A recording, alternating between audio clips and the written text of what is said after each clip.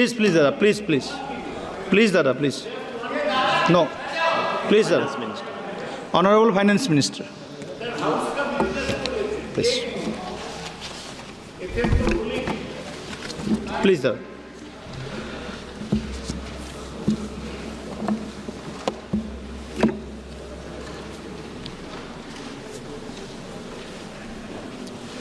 So thank you very much for the opportunity to respond to the discussions on the supplementary demand for grants. I understand 43 members had spoken on the discussion.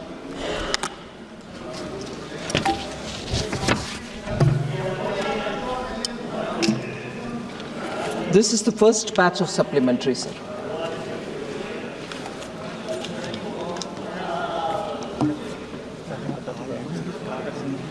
And it covers over 83 demands and 3 appropriations.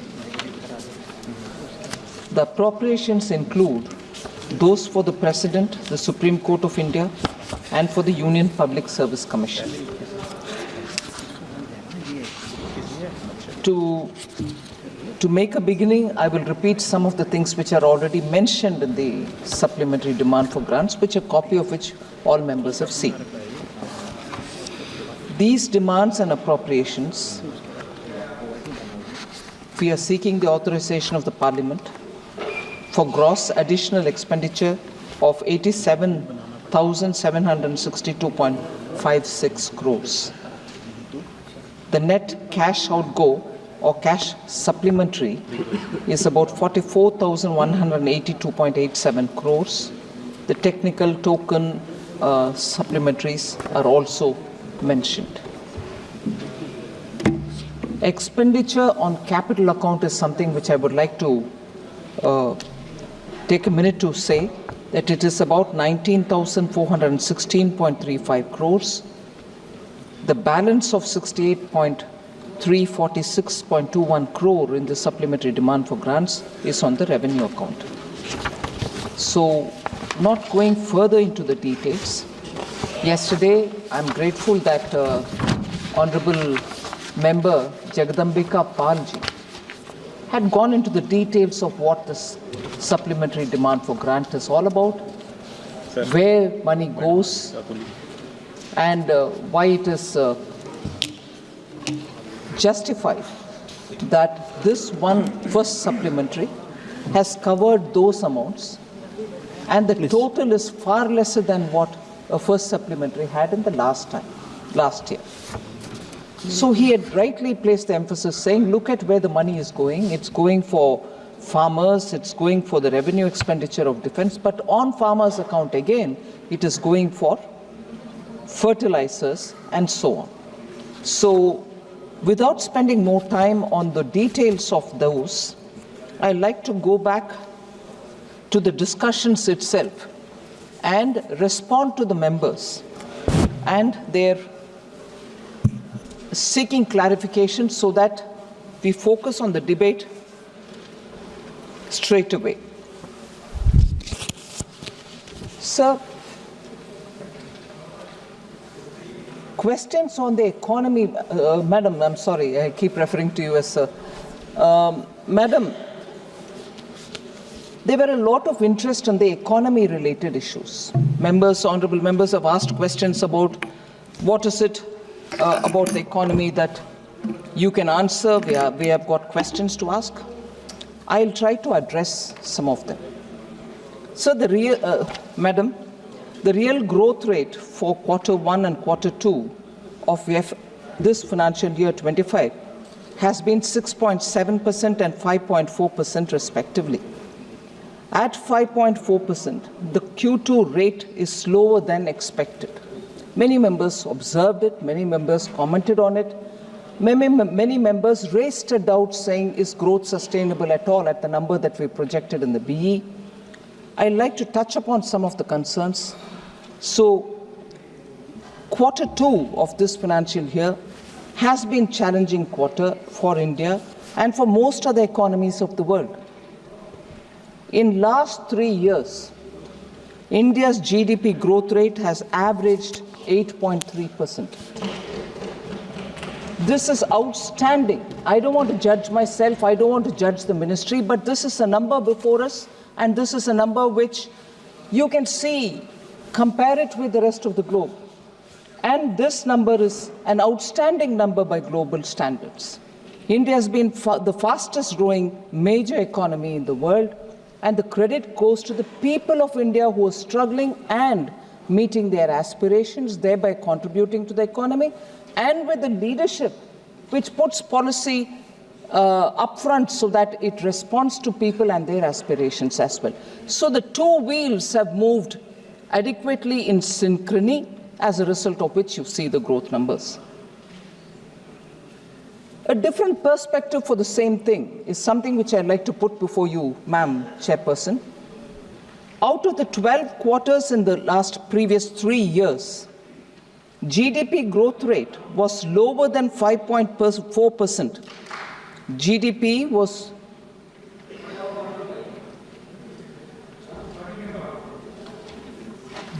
growth rate was lower than 5.4% in 2 quarters.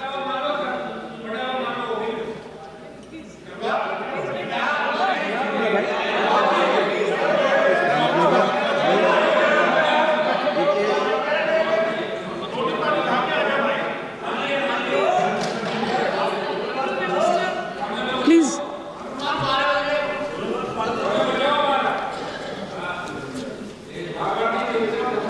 And she gets involved. I'm not able to understand. Ignore him. Okay. So out of the 12 quarters in previous 3 years, GDP growth rate was lower than 5.4% in 2 quarters, quarter 4 of 21-22 and quarter 3 of 22-23.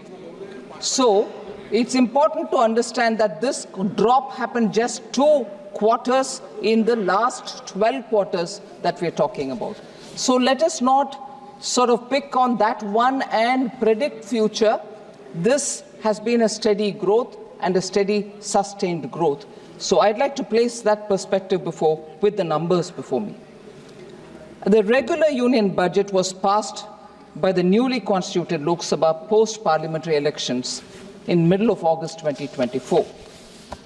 Effectively, the implementation of new announcements of this government commenced after the Appropriation Act was passed by the Parliament in August 2024. Effectively, it is from August that we are starting to give emphasis to many of the things, inclusive of capital expenditure, and therefore we are now talking within 4 months after the full regular budget was presented in August. So the situation is no different from one seen in earlier years when parliament elections were conducted. So that's a very important consideration which I would like the honourable members to take on board. When annual Lok Sabha elections happen, those years do have a certain flow of resources, do have a certain ground-related expenditure happening, and when it picks up, the growth rate also picks up. But the blip is got to be understood in the broader context. So differences in alignments of festivities. This is an important consideration because even countries which have annually a Christmas festival mood or any other festival mood, there is a rise and dip in consumption and expenditure. So between September and October this year, particularly for India, in the previous and current year, created a modest downward bias for the Q2 growth, because I think there was 15 days where people do not spend, and which came very close to also the Dussehra vacation when people spend, and as a result, that quarter got affected by good spending fortnight and a not so good spending fortnight, both occurring during that quarter itself. So the government believes that the trend in quarter 2, 24-25, is only a temporary blip, and the economy will see healthy growth in the next quarters. Also, a generalized slowdown in manufacturing is not expected, as it is restricted to few sections only. Out of 23 manufacturing sectors, and this is an important fact that I would like to place for the consideration of honourable members, Out of 23 manufacturing sectors in the index of industrial production, about half of them remain strong even now. So we need to put this in context. Capital expenditure of the union government has grown by 6.4% year on year between July-October 2024. So I'm very optimistic about improved performance going further and going forward. This addresses a large section of the MPs who spoke. I named some of them: Shri K.C. Venugopal, Saugata Roy, Anil Desai, N.K. Premchandran, Manish Tiwari, Lalji Verma, Saini Ghosh, Vishal Dada Patil, and Amar Singh. So all of them, different aspects of the economy did raise these points, so I thought I should upfront start with these.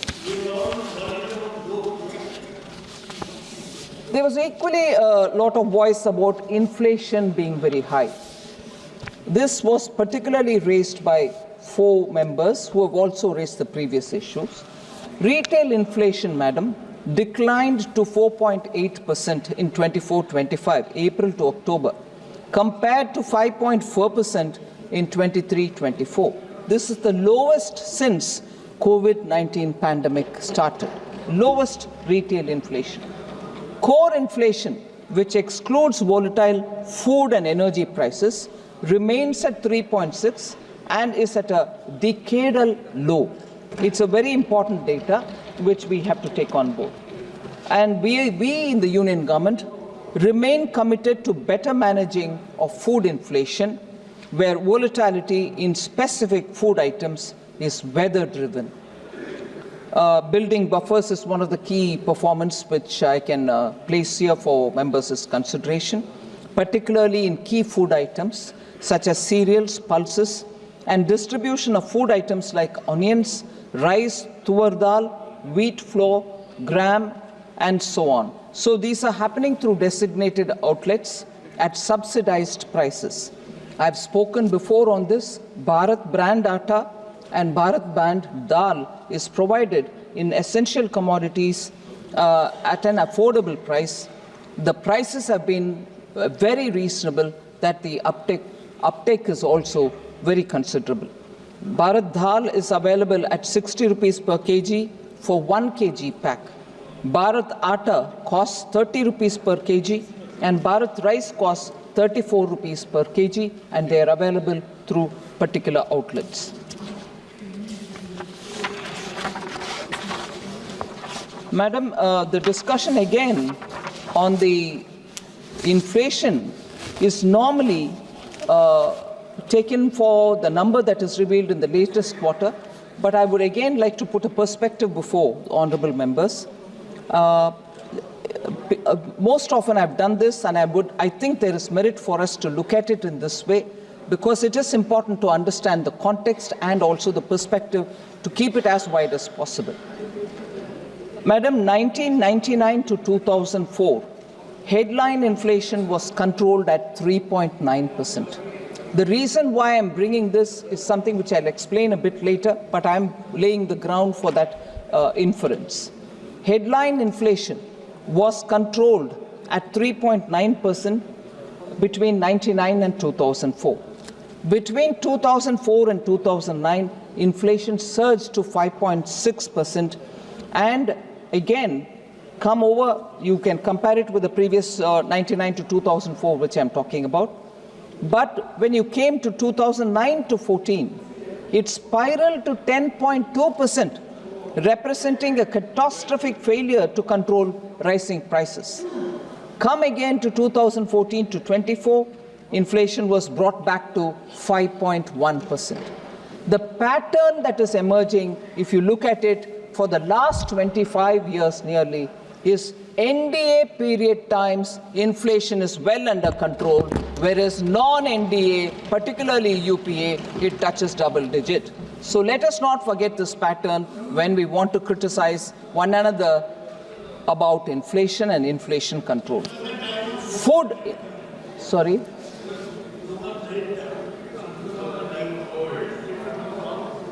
Right, thank you. Thank you. You Senior. can be similarly introspecting on the impact of COVID and the wars which are happening now. No, ma'am. Thank you. Food inflation, madam, similarly, food inflation was a modest 2.2 during 99-2004. 2004 to 9, it reached 6.5. 2009 to 14, it reached 11%. And 14 to 24, it's back to 5.3%. So the pattern is consistent. 25 years, you split it between UPA or non-NDA and NDA, you see inflation is better controlled under NDA regimes. Madam, Honorable Member Manish Tiwari, I can't see him here, but I would like to respond to him, was talking about fuel inflation. I quite appreciate his concern because this can affect poorer families as well. I want to place the data before. Under UPA 2, the fuel inflation was 8.9% compared to the 10 years between 2014 to 24, which is at 4.4%. But I just want to highlight the fact for Honorable Member Manish Tiwari's question. He talked about the LPG cylinder, and I'm sure this is something which most members will be interested in knowing about. Under the Congress, LPG cylinders were a privileged and scarce commodity. Before April 2014, nearly 45% of the Indian households didn't have access to clean cooking fuel. In contrast, madam, LPG coverage under the NDA has reached near saturation. Total domestic active LPG customers have more than doubled from 14.52 crore in April 2014 to 32.65 crores as of June 2024. Madam, an approximation, I'm not giving an exact number, it is expected, or approximation is, there are 33 crore households in this country, approximate, and 32.65 crore have got LPG cylinder connection. Near saturation in making sure gas cylinders reach every household.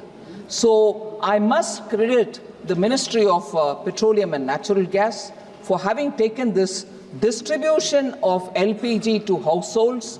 Since after Ujjwala came in, we have made sure that many of those families which gave up the extra cylinder on Honorable PM's nudge that he gave, saying, please, those who don't need the subsidy, give it up. Many people gave it up. But Ujjwala grew as much as also the others who don't need Ujjwala. So total saturation is 32.65 crores. And from among this number, 10.33 crore Ujjwala beneficiaries also are there. So this 32.65 crores includes Ujjwala 10.33 crores. Ujjwala 14.2 kg LPG cylinders, 14.2 kg, the weight of the cylinder, is given at an effective price of 503 rupees per cylinder. I want to highlight the fact that if we are to compare India with its immediate neighborhood, you'll know that India's LPG cylinders is very reasonably priced for the Ujjwala consumers that I'm talking about. Ma'am, the neighboring countries, as of 1st November 2024, the prices are like this. Nepal, it is 1,209.21 rupees. And I'm saying it in INR, Indian rupees. Sri Lanka, it is 1,211.24 rupees. Pakistan, it is at 1,095.41 rupees. And for Ujjwala customers, it is in India 503 rupees only. And immediate question would be, what about those non-Ujjwala, because it's an essential thing for a household. Effective price of non-Ujjwala consumers, and I'm talking about New Delhi, is 803 rupees. So I want a clear appreciation of the fact, appreciation not so much for appreciating, but for recognition of the fact that compared to the neighborhood, India's LPG prices, even for non-Ujjwala, is far lesser than what it is like in our neighborhood. Manish Tiwari, member, I can't speak, but that was essentially for his particular question. Madam, there were concerns expressed also about unemployment being very high.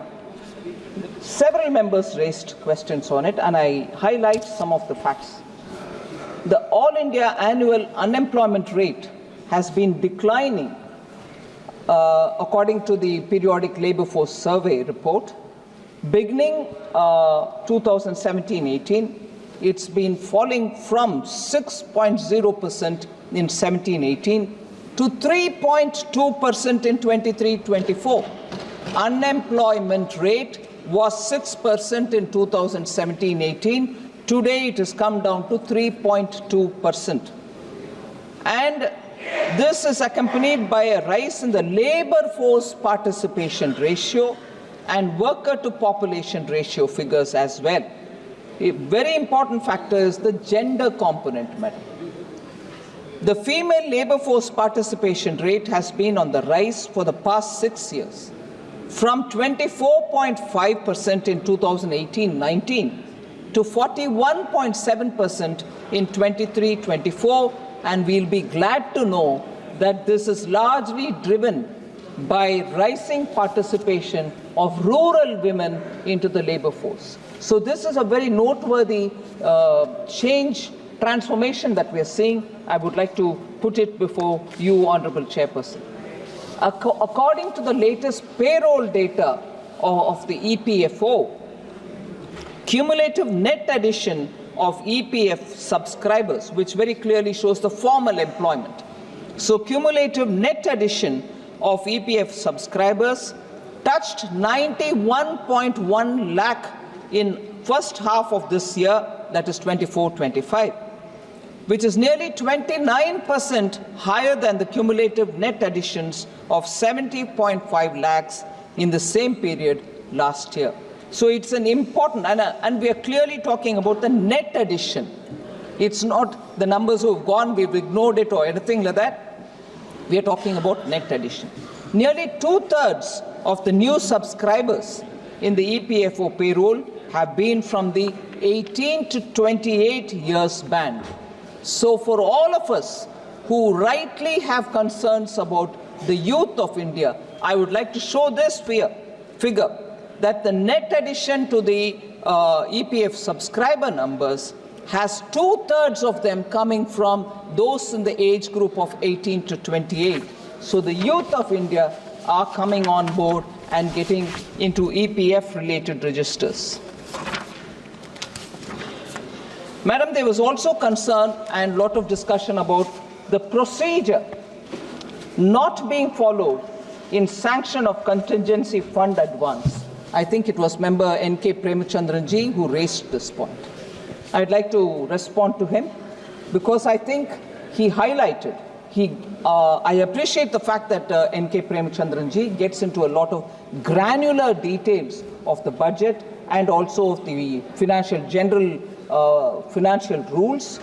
Here he quotes, or I quote, he said, the procedure given in para 5 of Delegation of Financial Powers rule regarding laying statement by ministers for giving contingency fund advance is not followed. That was his concern. I'd like to remind member N.K. Premachandranji that the procedural issue which you raised about withdrawals of contingency fund, an advance of 100 crores given to MNRE for the PM Surya Ghar. Am I right?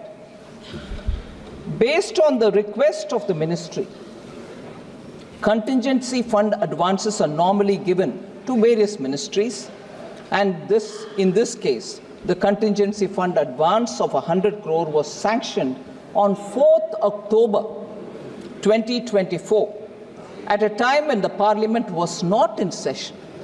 This amount is being recouped, and that you see in the supplementary demand for grants through the supplementary demand which we have placed now. So, Ministry of Finance does not normally permit consolidated fund advances when Parliament session is underway. In the instant case that he is referring to, Finance Ministry has not issued the sanction during the Parliament session. I would just like to mention it very clearly for Sri N.K. Premachandran's consideration. If at all drawals of CF advance has happened by any ministry, the minister concerned is required by rule to lay a paper in the House. So, and that's the extent procedure. Madam, similarly, I think it was one of the members, if I'm right, Larji Vermaji, who had mentioned that this supplementary demand for grant is being presented within 1 month of the budget. I'm not sure if Larji Vermaji is here. This is the first batch of supplementary demand for grants. And even as I opened my statement, I said the regular budget in this election year was presented in July. Now we are into December. We are several months away from July, not one. So that statement unfortunately doesn't seem to be correct, Madam. This has been reduced. The supplementary demand for grant, this one being the first one, I would like to definitely place on record that we have kept the supplementary demand for grants. Normally 3 are permitted. We've tried keeping it within 2 and never moving to the 3rd, except for 1 year when the 3rd also had to happen. So supplementary demand for grants are not too many, not too frequent, and doesn't happen for simple, small reasons. So I want to leave the data behind that this is the first one, and the amount, in fact, some of the honorable members, I'm very grateful, mentioned about it, that this time the supplementary demand amount itself is far lesser than last time, showing greater accuracy in the BE stage itself of budget making.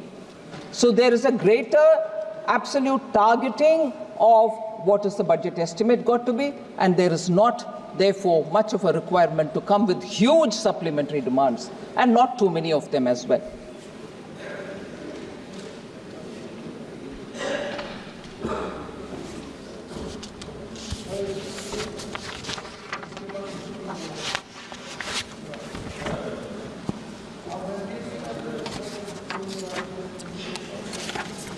Ma'am, there's been a concern about sustaining growth. I broadly spoke about the growth and growth-related figures earlier. But what are the specific steps that the government has taken to push and to sustain growth was one of the questions. As much as private sector investment slowdown and more investment on infrastructure have all been points on which a lot of members have raised their concerns. I'd like to broadly say that even at the beginning we said there has been considerable emphasis on capital expenditure. Repeated every year, our capital expenditure amounts are only growing, not in just actual numbers, in percentages as well. That this year we allocated 11.11 lakh crores for capital expenditure. If we understand that together with the amounts that we've given to the state, this year particularly, we have given 1.50 lakh crores to the states as interest-free 50-year loan for capital assistance. If effective capital expenditure of the union government is taken on board, and what is the effective capital expenditure, madam? Includes budgeted capital outlay and grants and aid for capital creation. If these two are put together, you get the effective capital expenditure figure. And while 11.11 lakh crores is the capital expenditure announced in the BE, effective capital expenditure inclusive of our capital assistance to the states, interest-free, it is pegged at 15.02 lakh crores, madam. One of the highest in Government of India's history. This is the amount we are giving for capital expenditure, which has given a big role also for the states to build their capital expenditure account. And as a result, I think steps that we are taking to push for growth and to sustain growth are going through this route of capital expenditure so that the multiplier effect, which will spread through the economy and therefore give a greater traction and multiplier effect to the economy itself, will be bigger. Because I think we've spoken about this as well, which I'd like to emphasize again, that for every rupee spent on capital account, the multiplier effect that you get touches even 3.48, sometimes 4.3. That is the kind of multiplier you get when you spend on capital account. Whereas if you spent on revenue account, for every 1 rupee, you would get only 0.98, less than 2 paise, less than 100 paise, which is 1 rupee. So that is not going to benefit if we just spent money or put money in the hands of the people, promote immediate consumption so that people can go out in the market and buy the essentials. They are important. But the multiplier that gives is far lesser than the multiplier that you would gain when people are given in situ jobs because projects are running, capital assets are being built. We have gone through that route, and this time the effective capital expenditure of the Government of India is at 15.02 lakh crores. What are the expenditure on which this amount is getting spent? Regional connectivity, robust highways, railways, coastal shipping, digital infrastructure, and multimodal logistics are areas in which we are spending this money, and also addressing skill deficit through package of 5 schemes which we have announced in this budget itself. And these have given results. So it's not as if I've spent the money, we don't know what is the outcome. The results are there for everyone to see. Increase in gross fixed capital formation to 30.8% of the GDP in 23-24, compared to an average of 28.9% between 2014-15 and 2018-19, pre-pandemic years. So pre-pandemic years, you had 28.9 gross fixed capital formation, whereas now it's gone up to 30.8%.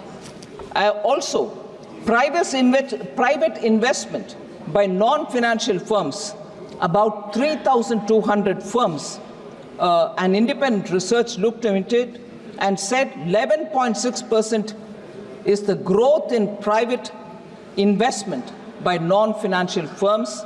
That itself will explain. I'm talking not about the banks, not talking about the NBFCs, but other firms which are in the private sector.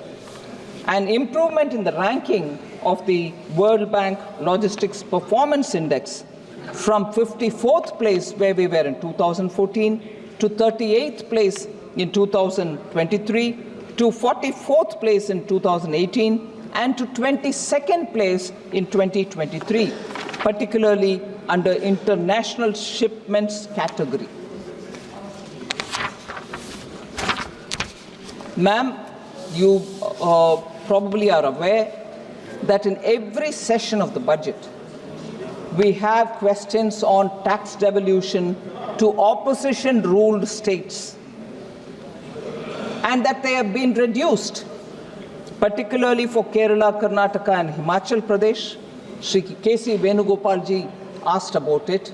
I'd like to again, like the way I do in every session, again answer this question. Tax devolution to states is based on the formulation and the recommendation given by the Finance Commission. Within first 45 months of the 15th Finance Commission, the current Finance Commission, the tax devolution to these states is more than the total tax devolved to these states in the entire period of the 14th Finance Commission. Entire period of the 14th Finance Commission, 5 full years, and you can take 45 months of the current Finance Commission, which is just about 4 years and about a couple of months, 3 months. I'm going by state, madam. Karnataka during the 14th Finance Commission, which is like between 2014 and 2019, had 1,35,044 crores devolved to it. And within the 45 months of the current Finance Commission, they have received 1,41,937 crores, already much more than the entire five-year period of the previous Finance Commission. Himachal Pradesh received 20,830 crores during the 14th Finance Commission's entire period, whereas what they've received in the first 45 months of the current Finance Commission is 32,087 crores. Kerala, 71,713 crores during the earlier Finance Commission during its entire period, whereas in the 15th Finance Commission, which is the current Finance Commission, and in the first 45 months, 75,171 crores. So, no question, madam, on time, much more is what is being devolved to all states, and there is no difference between which state is ruled by which party. Everybody gets what their due is, and that's the principle with which Prime Minister Modi guides me, and that's what we do.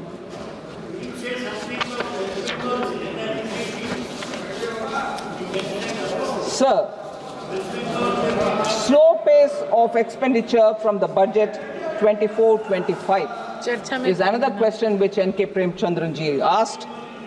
Union budget, the regular one for 24-25 was passed by the newly constituted Lok Sabha post-parliamentary election in August. And I've already explained that subsequently when the monies went to the state and when states got onto the ground to do their expenditure, almost 2 quarters were delayed. So this situation is broadly similar to all other election year. However, the total expenditure up to October 24 was 24.74 lakh crores. October 24. This is 51.3% of BE, which is broadly similar to pace of expenditure in up to October 2023. So it's not slow since after the second quarter.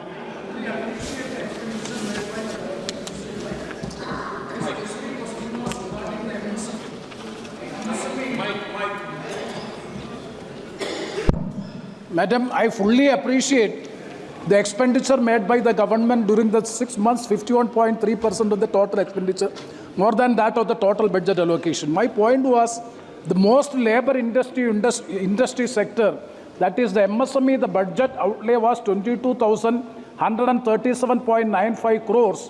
There is a revised outlay. I can't understand what is the revised outlay at this juncture.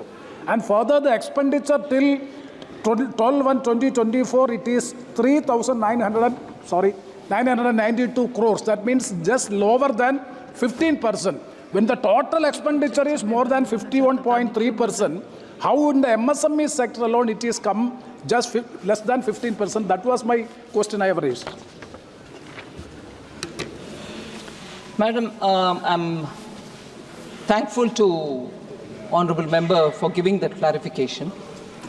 I want to be sure that I don't repeat, but I would like to emphasize on the point that this budget gave particular 5 different schemes to enable the MSMEs to have greater liquidity in their hand, greater access to credit, and like never before, and I say this in particular, MSMEs only had working capital given to them.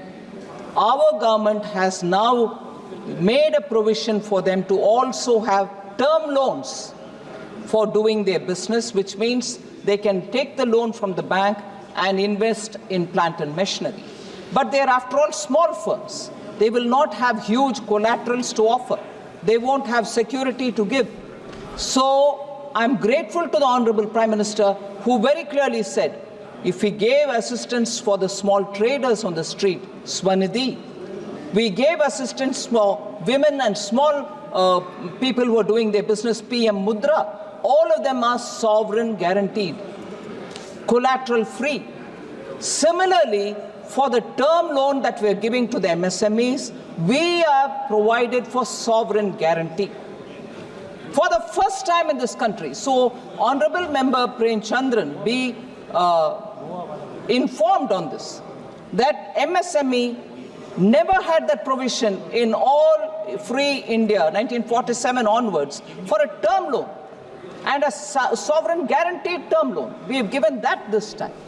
But on the specific point of why it is not spent or why it is not acquiring that much of within this year traction, the same is the case. If the budget was passed in July and the department has to do it all in the ground within the next 4 months, it will have its own difficulties. But that's not to say this program will not continue. It will continue with the same gusto.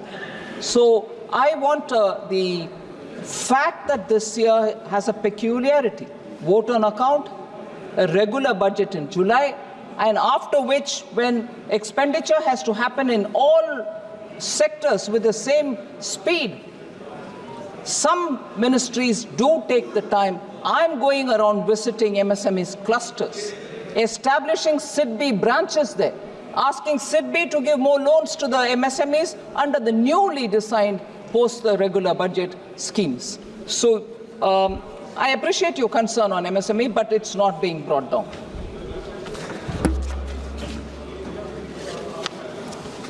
Madam, like always, every session, you're from West Bengal yourself, ma'am. And I've heard Professor Saugata Roy interrupting to say, would you also speak on this? I'm speaking now. West Bengal has been deprived of funds from central government under Manrega and PM Awas scheme was raised by Professor Saugata Roy and Ms. Sayani Ghosh. I'm not sure if she's here. He's here, but Member Sayani Ghosh is not there. But, yes, ma'am, I'd like to, through you, put the facts before. Like every year, every other year, the state PMAY Gramin, Awas Yojana Gramin, was being implemented in West Bengal since 2016-17. The government has also released 25,798 crore as central share to the state since 2016-17.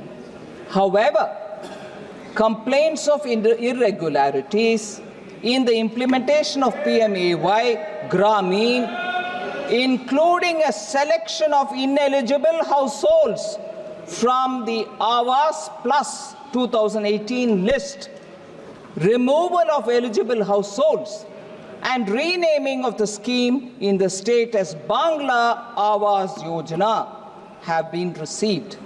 The ministry has sought action taken report from the state government.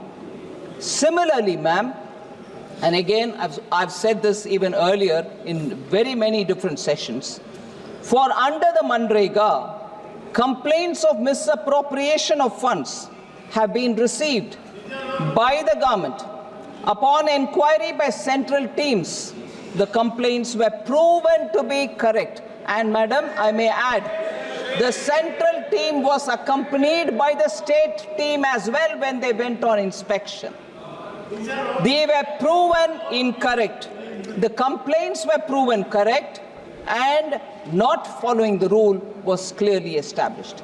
The Rural Development Department had sought latest status of action taken report.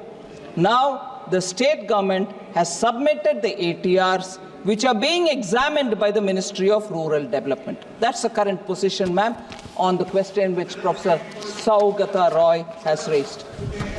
Yeah, please.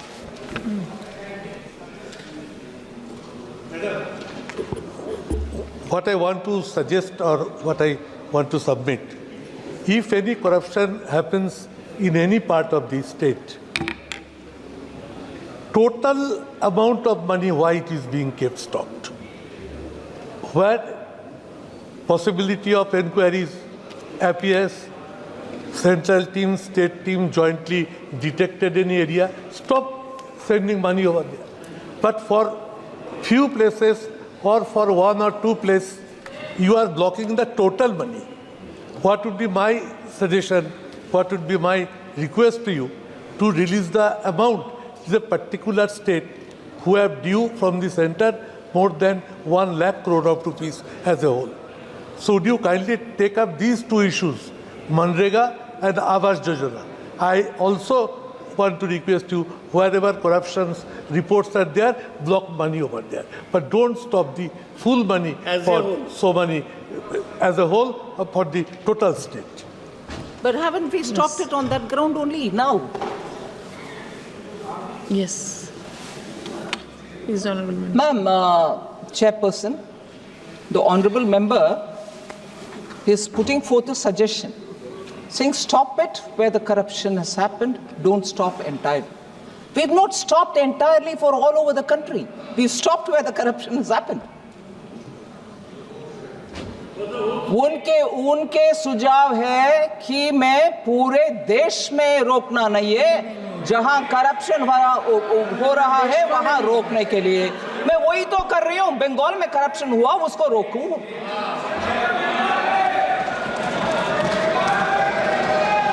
मैंने गलत समझा है क्या? हाँ हाँ जी, आपके own state के विषय में ही मैं बोल रही हूं ना। यू वांट इंग्लिश और यू वांट माई टूटा फूटा हिंदी?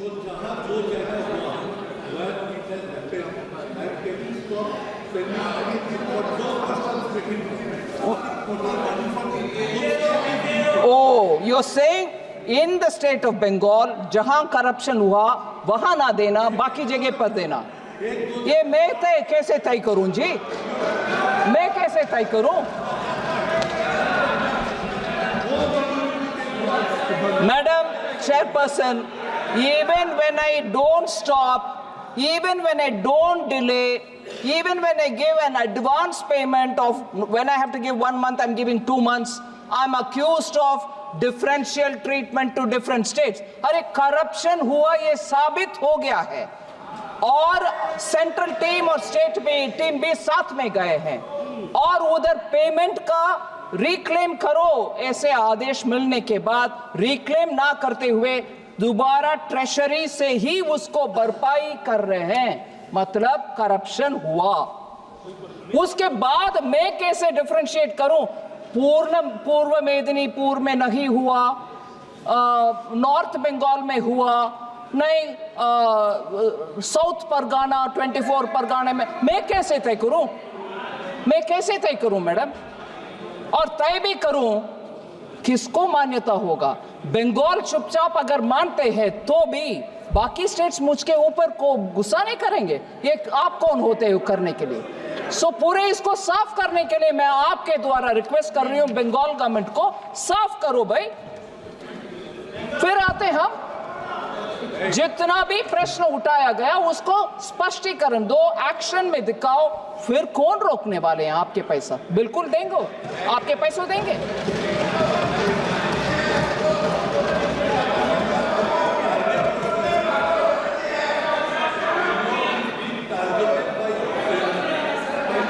दिन तक आप ये करेंगे, आपका जो purpose to make your party more influence in the state, it will never happen. Result will always be 6-0. Give money to the state.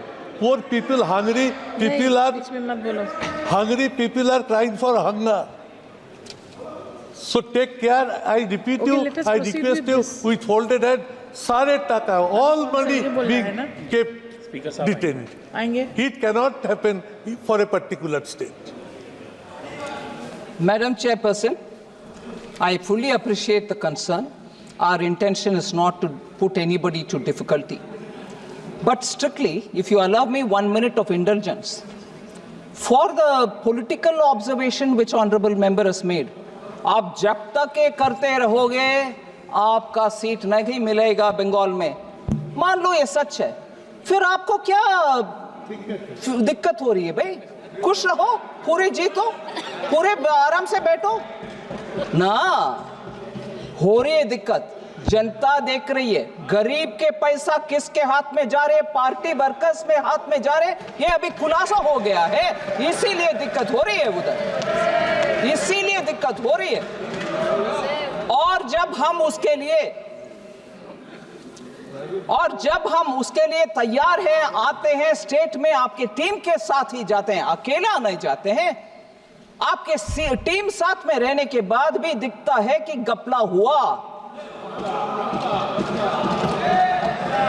उसको सही करने के लिए मौका भी देते हैं, फिर भी आप यही राजनीतिक भाषा बोलते हो, नहीं जब तक ये करोगे बीजेपी नहीं आए। नहीं जी, देश अच्छा होना है, मोदी जी का संकेत यही है, अच्छा करप्शन रहित गरीब को जो पैसा मिलना है वो मिलना चाहिए।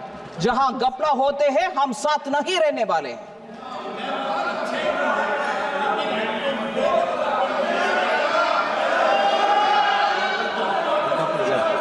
एक का ही है, नहीं सर अभी बैठ गई है, उनको सुन रही है, आपने परमिशन नहीं दी वैसे ही।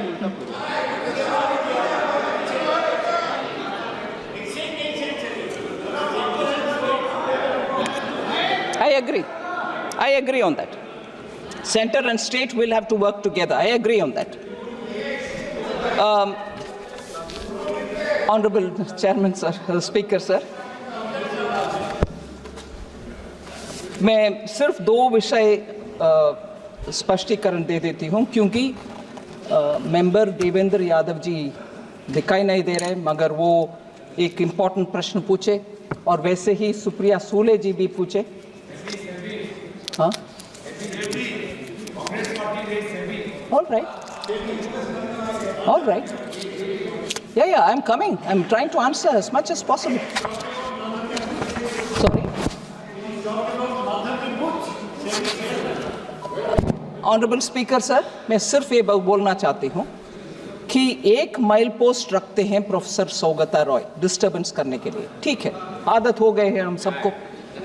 फिर एक विषय उठाते हैं, उसको मैं पूरे विवरण के साथ जवाब दे दी, अभी दूसरे माइल पोस्ट, सिर्फ इनको ही मैं अटेंड करते रहना चाहिए, बस कोई और का जवाब देना नहीं।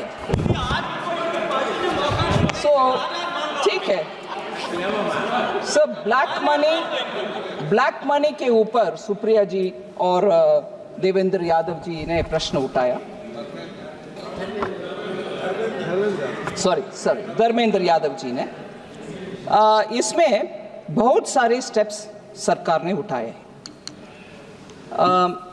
Action has been taken on very many unaccounted, undisclosed foreign assets. मैं 3 कैटेगरी में उसको लगा रही हूँ: investigation of HSBC, ICIJ, Panama, Paradise, Pandora leak related cases. In connection with all this, information has been received through various leaks like Panama paper leaks, Paradise paper leaks, Pandora papers leaks, HSBC, ICIJ. Intrusive actions were taken in 120 cases. Further, undisclosed income of 33,393 crores have been detected under the 582 cases which have been taken up. A multi-agency group consisting of representatives from various enforcement agencies, organizations, has been taken up by the government for expeditious and coordinated investigation of various categories of foreign assets, such as Panama paper leak, Paradise, and Pandora. The second which I want to highlight, sir, is the constitution of the SIT on black money. The government, of course, has constituted a special investigation team, and that's working from 2014. Meetings of the SITs are regularly taken up, and action taken report is also reviewed. Particularly, cases involving undisclosed foreign assets and income have really been monitored. Enactment of Black Money Act 2015, the government enacted a comprehensive and stringent new law namely the Black Money, Undisclosed Foreign Income and Assets, and Imposition of Tax Act 2015 that has come into force from 2015 July. The salient features of this Black Money Act, sir, are 30% of taxes imposed on any undisclosed foreign income or foreign assets, and an additional amount, a penalty of 90%, 3 times the amount of the tax is also imposed on them. Penalty for failure to furnish returns or undisclosed or inaccurate details of foreign assets are also levied. A penalty of 10 lakhs is levied, and so on. Then there is a lot of through the court action. For the effective administration of the Black Money Act 2015, sir, the creation of a foreign asset investigation unit has been established. 29 foreign assets investigation units are set up under the Directors General of Income Tax investigation all across the country. Proceedings under the Black Money Act 2015 as of June 2024 in about 697 cases, raising a demand of more than 17,520 crores that's been raised. 163 prosecutions have been launched. Foreign asset schedule has been issued in the ITR. Then number of taxpayers disclosing, this is a very interesting information, sir. Number of taxpayers disclosing foreign assets were 60,467 in the year 21-22. Now it is 2 lakh taxpayers in 24-25. The Black Money Act is actually having a deterrent effect on a lot of taxpayers, that today they come forward on their own to disclose their foreign assets. Sir, very important data is 82 cases till 30 June have been referred to the ED under the PMLA Act. 82 cases. Sir, specific numbers were asked. Total tax collected under the BMA, Black Money Act, in crores of rupees is 2,655 crores as of June 2024. Total money raised under the Black Money Act. Number of cases in which assessments have been passed are 697. Demand raised 17,520 crores. Number of cases in which penalty has been levied, 341 cases. Penalty levied in crores, 9,971.47 crores. Prosecution launched, 163. Number of cases where assessment is pending, 531. Number of cases where penalty initiated and pending, 532. So these are the actual figures to show that the PMLA and the Black Money Act are actually giving their due returns of the taxpayer money, which is got to be obtained for the sake of the country. On the PMLA, sir, on the PMLA, ma'am, sir, the Honorable Speaker, sir, ED has successfully restored properties valued at least 22,280 crores, and I'm only talking of the major cases. We all question about ED. The return and also the money which have been claimed by the ED is this one. Restored properties of 22,280 crores in major cases. And I would like to list the number of cases, sir.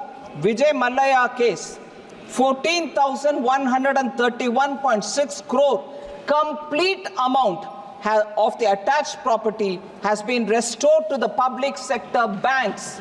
So there's no way in which I can go on listening to very many members who, without the facts, go on saying, no, haircut has happened, big people are allowed to take the money, small people are being punished. No way. We've not left anyone. Even if they fled the country, we've gone after them. ED has collected this money and given back to the public sector banks. 14,131.6 crores only from Vijay Mallya. Nirav Modi.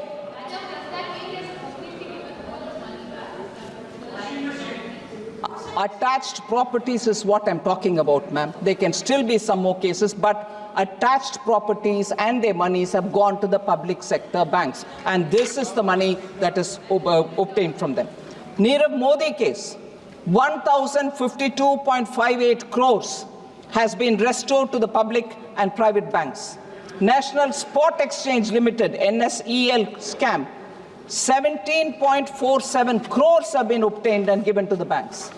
SRS Group, which is the SRF Group's Pearl City and Prime projects in Gurugram, 20.15 crores, that is the property restored.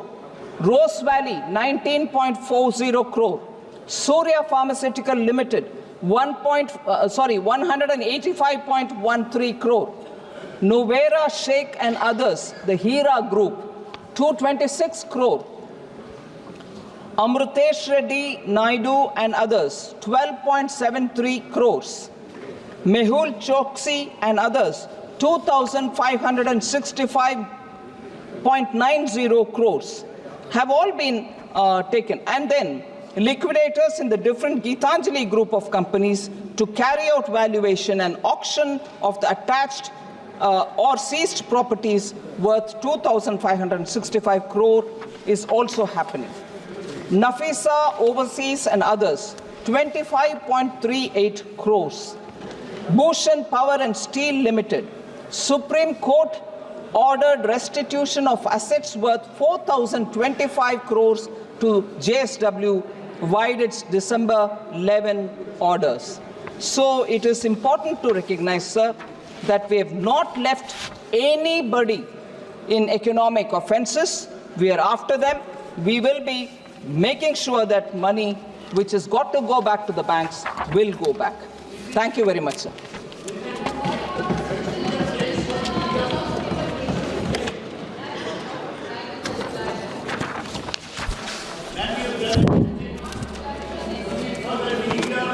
Thank you very much.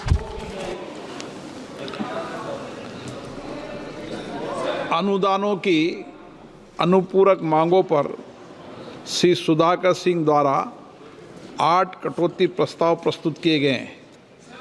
अब मैं सभी नहीं sir, पहले पूछ चुके हैं। अब मैं सभी कटौती प्रस्ताव सभा के मतदान हेतु रखूंगा। प्रश्न है कि श्री सुधाकर सिंह द्वारा प्रस्तुत सभी कटौती प्रस्ताव स्वीकृत किया जाए।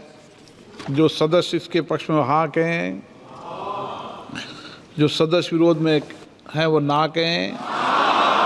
मेरे विचार में निर्णय ना वालों के पक्ष में ना वालों के पक्ष में सभी कटौती प्रस्ताव स्वीकृत हुए।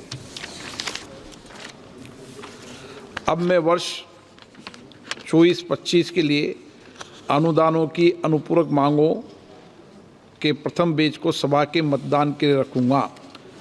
प्रश्न ये कि अनुदानों के अनुपूरक मांगों की सूची के स्तंभ 2 में मांग संख्या 1 से 8, 10, 11, 13 से 21, 23 से 38, 43 से 54, 56, 57, 60 से 62, 65, 66, 68, 69, 71, 73, 74, 76 से 79, 81, 83, 85 से 87, 79 से 95 और 97 से 102 के सामने दर्शाए गए मांग शीर्षों के संबंध में 31 मार्च 2025 को समाप्त होने वाले वर्ष के दौरान संधाय के काम होने वाले खर्चों की अदायगी करने हेतु अनुदानों की अनुपूरक मांगों की सूची के स्तंभ 3 में दर्शाई गई राजस्व लेखा तथा पूंजी लेखा संबंधी राशियों से अनधिक संबंधित अनुपूरक राशियां भारत की संचित निधि में से राष्ट्रपति जी को दी जाए। जो सदस्य इसके पक्ष में हाँ कहें, जो सदस्य विरोध में ना कहें। मेरे विचार में निर्णय हाँ वालों के पक्ष में हाँ वालों के पक्ष में वर्ष 24-25 के लिए अनुदानों के अनुपूरक मांग का प्रथम बैच पारित हुआ। आइटम नंबर 22 माननीय मंत्री जी। Introduction, sir? Item नहीं. number 22. Item number 22 23. Introduction. पहले 22। Okay. Sir, introduce the bill. हाँ, प्रश्न ये है कि विधेयक को पुनर्स्थापित करने की अनुमति प्रदान की जाए। जो सदस्य इसके पक्ष में हाँ कहें, जो सदस्य विरोध में ना कहें। मेरे विचार में निर्णय हाँ वालों के पक्ष में, हाँ वालों के पक्ष में माननीय मंत्री जी विधेयक को पुनर्स्थापित करें। Sir, I introduce the bill. Item 20. Item number 23 माननीय मंत्री जी। Reply to a technical objection which I have raised yesterday, that is regarding the laying of the statement before taking advance from the contingency fund of India. Madam has responded to my question that it is not during the session on October 1st, Ministry of Energy and Renewable Energy has taken an advance of 100 crores from the contingency fund of India. So the rule specifically states that immediately after, soon after the advance, a statement has to be laid on the table of the House.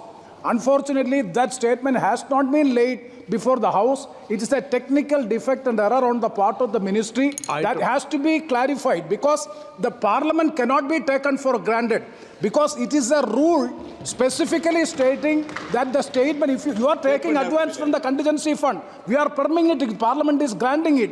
But you have to, in emergent cases, if you have taken any advance, it is a mandatory provision according to the rules which you have already made. You have to lay a statement on the House that we have taken this much of advance from the contingency fund of India. Unfortunately, such a statement has not been laid on the table of the House. Speaker, sir, I appreciate the technical detail that Honorable Member Prem Chandran is asking.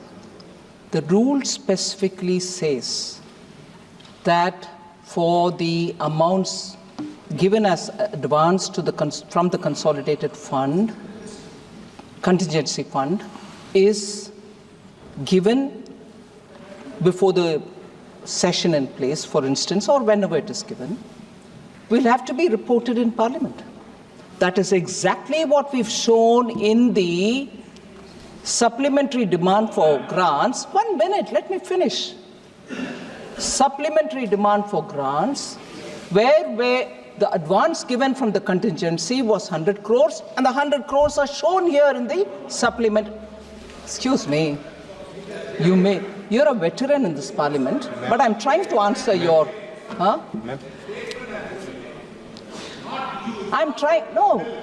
Honorable Member, ठीक है.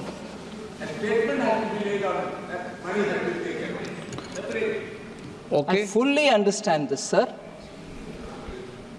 When that amount is granted, which is not normally done, granted during the session, then the statement comes separately. Whereas, wait a minute, oh my God, the impatience. Have I run away from the House? I'm standing here with your permission to answer this, sir. If I had escaped and gone away, I can understand them. Oh, no, she's not. I'm here to answer you. So, shall I speak in Hindi, sir? It'll be even worse. So, just for the House's information, I'm reading from the Delegation of Financial Powers Rule 2024. And this is Appendix 1, Paragraph 5. Where in an emergent case of new service / new instrument of service, it is not possible to wait for prior approval of Parliament, the contingency fund of India can be drawn upon for meeting the expenditure pending its authorization by Parliament. Recourse to this arrangement should normally be taken only when Parliament is not in session. Such advances are required to be recouped to the fund by obtaining a supplementary grant. However, when Parliament is in session, a supplementary grant should preferably be obtained before incurring any expenditure on a new service, new instrument of service. That is to say, recourse to contingency fund of India should be taken only in cases of extreme urgency. In such cases, the following procedure recommended by 6th Lok Sabha committee on papers laid on the table in the 4th report should be observed. What is that which has been recommended? Quoting, as far as possible, before such withdrawal is on the floor of the Lok Sabha, for information giving details of the amount and the scheme for which the money is needed. In emergent cases, however, where it is not possible to inform the members in advance, the withdrawal may be made from the contingency fund, and soon thereafter a statement may be laid on the table of the Lok Sabha for the information of the members, unquote. That is exactly what we are doing, where we have put it into the supplementary demand for grant, and even if that is insufficient, I've not finished, Premchandran ji, I've not finished. Don't worry, he's safe. You don't need to protect him, sir. And we've had such exchanges before. Maybe you have not seen. You may not have been in the house. So, sir, that's what we are doing in the supplementary demand for grants. I'm not even looking at him. I can see him wildly shaking his head, saying, no, not that. There is still this house in session. This house is still in session. And if such a thing is required, the ministries which have taken it are still having the time to come back and lay the paper that you so desire. And I respect the rule. And if that's not satisfactory, with your permission, he can still ask me more questions. Motion of the consider. Manya Mantri ji. 23, sir. 23, sir. 23. Sir, I rise to move that the bill to authorize payment and appropriation of certain further sums from and out of the Consolidated Fund of India for the services of the financial year 24-25 be taken into consideration. प्रश्न ये कि विधेयक पर विचार किया जाए, जो सदस्य इसके पक्ष में हाँ कहें, जो सदस्य विरोध में ना कहें। मेरे विचार में निर्णय हाँ वालों के पक्ष में, हाँ वालों के पक्ष में विधेयक पर विचार करने तो प्रस्ताव स्वीकृत किया गया। अब सभा विधेयक पर खंडवार विचार करेगी। प्रश्न ये कि खंड 2 और 3 विधेयक का अंग बने, जो सदस्य के पक्ष में हाँ कहें, जो सदस्य विरोध में ना कहें। मेरे विचार में निर्णय हाँ वालों के पक्ष में, हाँ वालों के पक्ष में खंड 2 और 3 विधेयक का अंग बना। प्रश्न ये कि अनुसूची विधेयक का अंग बने, जो सदस्य इसके पक्ष में हाँ कहें, जो सदस्य विरोध में ना कहें। मेरे विचार में निर्णय हाँ वालों के पक्ष में, हाँ वालों के पक्ष में अनुसूची विधेयक का अंग बनी।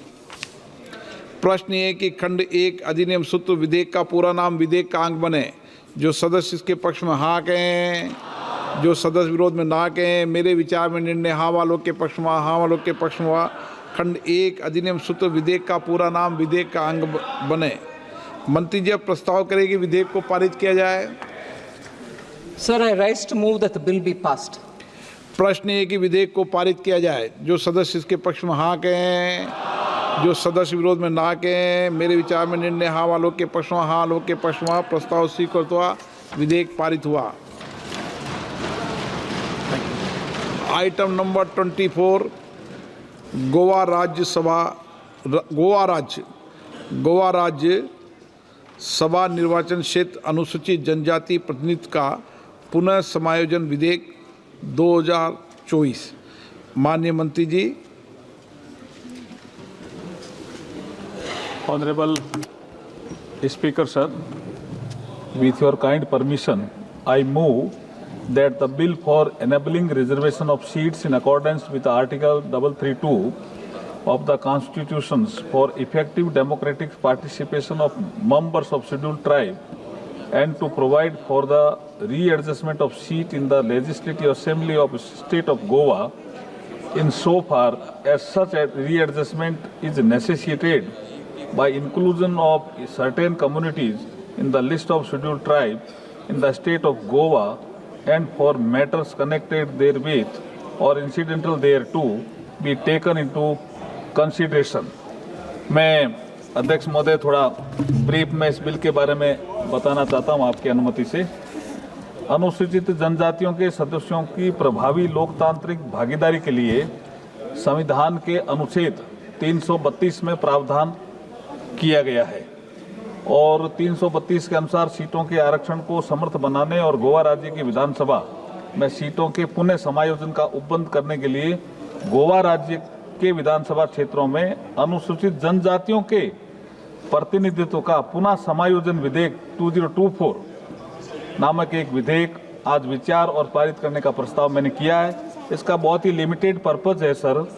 ये 2002 में वहाँ परिसीमन हुआ और अनुसूचित जनजातियों की जनसंख्या 2001 की जनगणना के अनुसार वहाँ 566 थी, लेकिन उसके बाद गोवा असेंबली ने एक बिल पास किया, संविधान अनुसूचित जातियां अनुसूचित जनजातियां आदेश संशोधन अधिनियम 2003, और उसके अंतर्गत गोवा राज्य की अनुसूचित जनजातियों की सूची में 3 नए समुदाय नामक कुणबी, गावड़ा और वेलिप को शामिल कर लिया। तो एसटी की पॉपुलेशन एकदम से बढ़ गई, डिलिमिटेशन की प्रक्रिया पूरी हो गई थी तब तक, इसलिए राज्य में अनुसूचित जनजातियों की संख्या में जनसंख्या में पर्याप्त वृद्धि हुई है। वहाँ जो 566 थी वो अब हो गई है एसटी की पॉपुलेशन 1,49,275, करीब 1.5 लाख। इसलिए हम ये बिल लेकर के, ताकि जो अनुसूचित जनजाति के लोग रहते हैं गोवा में वो रिप्रेजेंट कर सकें गोवा असेंबली में, इस लिमिटेड पर्पज के लिए मैं बिल लेकर के आपके समक्ष आया हूं। मुझे लगता है चर्चा के बाद जो भी सुझाव आएंगे उसके बाद आपकी अनुमति से फिर उत्तर देने का मैं पूरा प्रयास करूंगा। आपने बोलने का अवसर दिया, बहुत बहुत धन्यवाद अध्यक्ष जी। Shri विरोल Fernandez.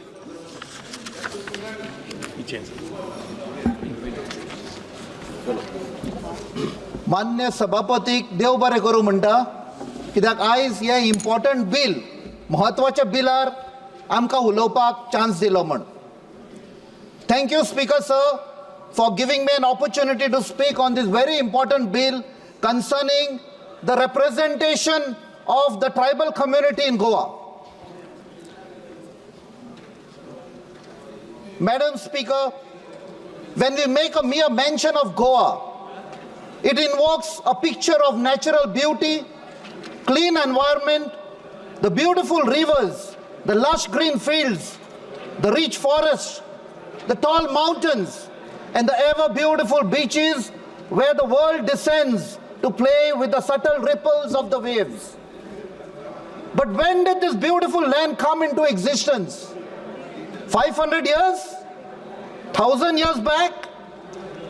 Tradition, folklore, and the word of mouth traces the origin to over 6,000 years. And that is where the first footprint of a tribal community was found. Madam, today the tribal community in Goa awaits with great anxiety as we, the elected representatives, have gathered to decide the future of a tribal community in Goa. Who are the tribal communities of Goa? आमच्या मान्य मंत्रीन सांगला की 2001 3 community add केले म्हूण. तशें ना तें. ह्यो community 1000 साल पयलींसान आसा. Many of our honorable MPs have asked me with surprise about the existence of tribal communities in Goa. Well, as per a research paper submitted to the Goa University in July 2015, the Goan tribes consisting of the Gauda, Kundmi and Velip community were the first settlers in Goa, belonging to the Proto-Australoid group, popularly known in Goa as Mool Goinkar, which means indigenous people.